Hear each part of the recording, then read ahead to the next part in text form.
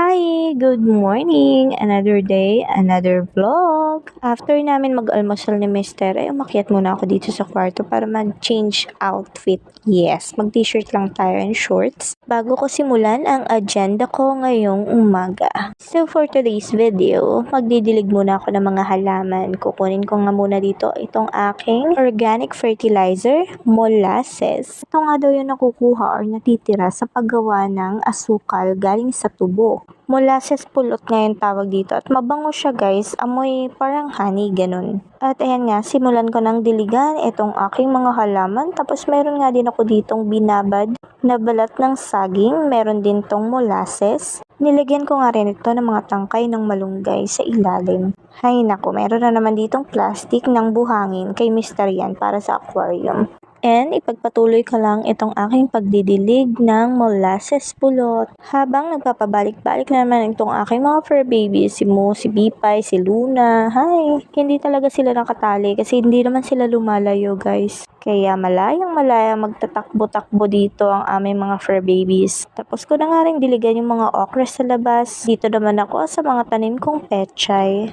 May pinunla na nga akong panibagong pechay kasi malapit nang i-harvest yung mga yan. And this time ay dadamihan ko na nga.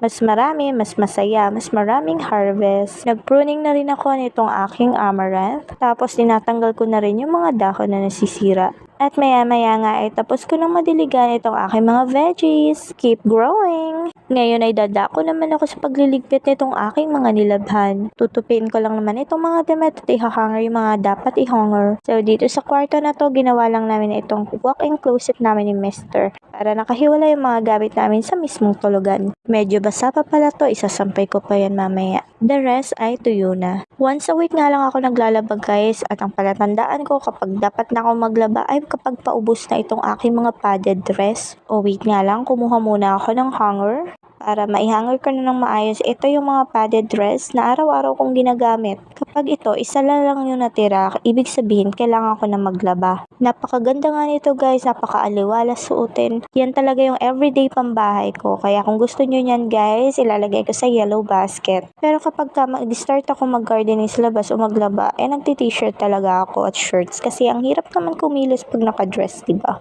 Ang dami ko nga rin sleeveless guys kasi mainit kahit yung braso ko nanlalaban. Syempre, dun ako sa komportable ako. Kaya kahit malaki ang braso, sige push, mag-sleeveless tayo, girl. Pero kapag nag-start ako magplantita, naku, nag-t-shirt na ako guys kasi umiitim naman yung likod ko. Uy, bakat yung hulma ng sleeveless. Kaya yan, kumukuha pa ako ng t-shirt kay Mister kasi gusto ko yung malalaking t-shirts. Sa shorts naman, wag nyo na ako asahan magpajama kasi naiirita talaga ako. Nagpapajama lang talaga ako sa gabi kapag malamig. Buti na lang, hindi conservative ang Mister ko. Kaya kahit anong suotin ko ay okay lang. Minsan nga, pag sobrang init talaga naka-tube dress lang ako dito sa bahay. Well, at least, maganda ako sa paningin niya. Oh, ayan, more ligpitin. Kinuha ko pa to sa baba. Grabe to si Mister. Inilabas niya yan, tapos nilagay niya sa labahan. Tapos na ako maglaba guys. Tapos nung chinek ko, malinis naman pala. Yan yung nasa isang maleta. Tapos bago ko ilagay sa maleta, inilaban ko muna. Buti na lang, dinouble check ko muna bago niya ilagay sa washing. Pag nagtatabi kasi ako ng mga gamit, minimake sure kong malinis. Nung naghakot kami ng mga gamit, nilagay ko yun sa maleta. Pinaligpit ko kasi kay Mister yung mga gamit niya na nasa maleta at nasa malaking bag. Aba, nung niligpit, nilagay lahat sa labahan. Kapag umuupo ako sa isang sulok na wala akong ginagawa, nilalapitan talaga nila ako. Parang tinatanong nila kung okay ka lang. Okay lang naman, mamaya liliguan ko kayo.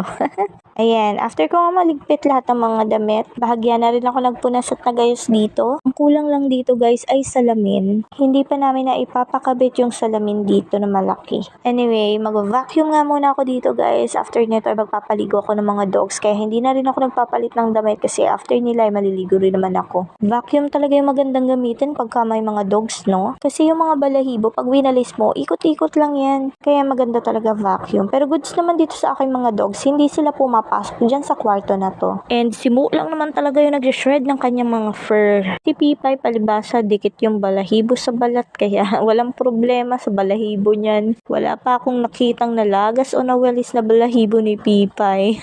Dito naman nga ako nag-vacuum sa kabilang kwarto kung saan kami natutulog, mister. Matagal na nga itong vacuum na gamit namin, guys. Sulit talaga yung bili namin dito. Very affordable pa, guys. Kaya ilalagay ko na lang din sa yellow basket kung saan ko to nabili.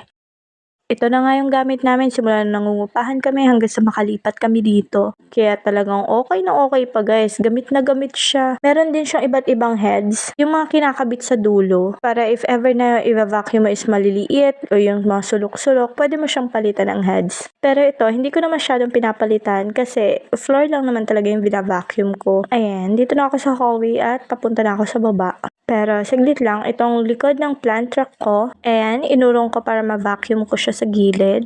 Buhay na buhay talaga yung kulay ng artificial plants, no? Ang gaganda talaga ng mga yan. At ayan o, kahit malaglag mo siya, masagay mo siya, walang mababasag kasi plastic. Kaya goods talaga yan. Ang ganda ng quality. Ilalagay ko na lang din sa yellow basket kung saan ko binili. Para nag-vlog na ako, nakakapag-share pa ako ng mga highly recommended na products. Just click the yellow basket. And ayan, nandito na ako sa hagdanan. And yes, kung mapapansin nyo, itong aking mga snake plants. Real plants yan, guys. Hindi yan artificial. Naglagay talaga ako dito ng mga snake plants. Kasi this is a good source of oxygen din. Lalo na sa gabi, naglalabas sila ng oxygen. It's a natural humidifier din. At ang maganda, bukod sa aesthetic na silang tingnan, is low maintenance pa sila. Kasi hindi mo naman sila kailangan araw-araw diligan at okay na okay din sila kahit walang sikat ng araw. Yes, kahit sa dim light ay nabubuhay sila. Kaya yan, instead na ang hagdanan namin ay napaka-boring tingnan, nilagyan ko to ng mga snake plants. At iba't ibang variety nga yan ng snake plants, guys. Gusto ko talaga yung dwarf snake plants. At meron na ako yung parang pabulaklak siya at yan, sa baba ko nga nilagay. Yung may stripe ang design ng paso. Ayun. Ganda niyan, guys. Pero meron pa akong isang gusto na dwarf na snake plants. Yung gilid niya is may yellow. Susunod talaga magkakaroon ako nun. And iangat ko muna itong aking mga snake plants para ma-vacuum ko nga din itong nasa gilid. Yan yung pinakahuli kong kinuha. Yun lang yung totoong paso. Kasi the rest, yung tatlong yon, pinaglagyan lang yan, guys, ng pintura, tapos dinikitan ko ng wallpaper na puti. O diba ang cute? Naubusan na kasi ako ng maliit na paso, guys. Kaya yan, container lang yan ng pintura. Tapos yung sa lalay niya, yung styrofoam na square, lalagyan ng pagkain. Inupit ko lang, tapos yun na yung pinagpatungan ko. O diba? Hindi halata, DIY lang. And nandito na nga ako sa baba, patapos na ako mag-vacuum. At dito naman sa baba ay makikita nyo ang aming mga koi fish. At sa service area naman at sa harap ng bahay, doon naman ang mga crayfish ni Mister. Meron din kaming lovebirds kaya daming pets. Pero nakakatawa naman talaga silang alagaan. Lalo na yung isa dyan. Ayan po, nakakahiya namang istorbohin. Pero kailangan na maligo ng baka na yan. Hindi ko siya gigisingin pero pag nagising siya, guys, liliguan ko siya. So, hintayin ko lang saglit. Ayaw, nagising. Kanina naman kasi ang sigla-sigla mo, pabalik-balik ka pa. Takbo-takbo ka pa sa labas kanina. Tapos ngayon tutulog-tulog. O, ayan na, ramdam niya na, guys. Nakakaramdam na siya na maliligo siya. Halika, liligo na. Oo, sabi ko. Halika na. Halika na. Halika na. Sabi pa yun. Ayan na, si Pipay. Buti dumating ka na.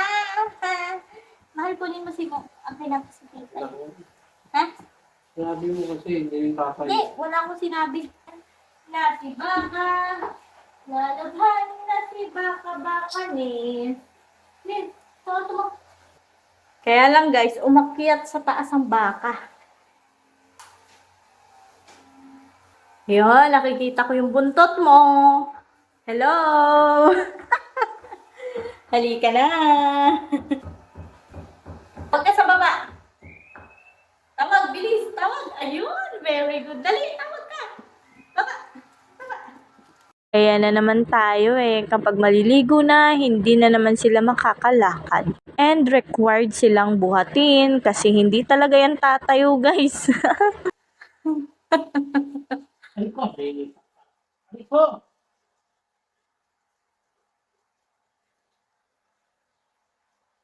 Mo?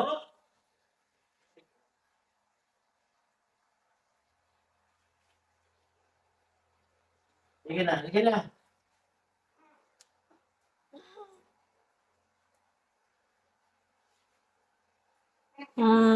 Shower na yan. Sige na. At syempre, si Pipay magpapabuhat na din yan. Ay naku, na para ba silang mga baby? Kanina takbo-takbo, pag maliligo nalulumpo.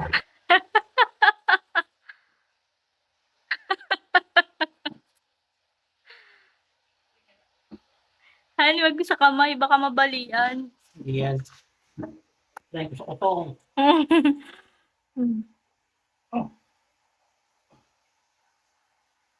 At ayan na nga guys, nabuhat na rin at nag-shower ng mga dogs. Tapos ko nga silang paliguan, syempre pinag-stay ko muna sila sa CR ng mga 3 to 5 minutes bago ko sila pinalabas. At kinuha ko na rin yung towel nila. Ayan, syempre nagpapapunas yan sila. Fresh na fresh ng mga dogs namin. So that's it for today's morning vlog. Thank you for watching guys. Have a blessed day everyone. Bye!